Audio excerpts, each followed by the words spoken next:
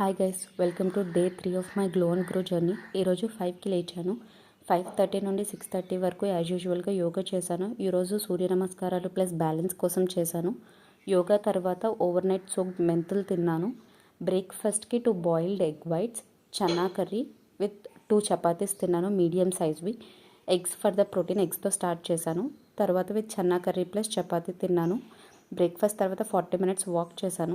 లంచ్కి ఈరోజు కొర్రలన్నం తీసుకున్నాను with paneer capsicum curry and కొన్ని క్యాష్యూస్ కూడా వేసుకున్నాను. క్యాష్యూస్ కొన్ని వేసుకున్నాను ఎందుకంటే ఎక్కువ క్యాలరీస్ ఉంటాయి కాబట్టి. డిన్నర్కి జొన్న రొట్టెలు తిన్నాను విత్ వెరీ లెస్ ఆయిల్.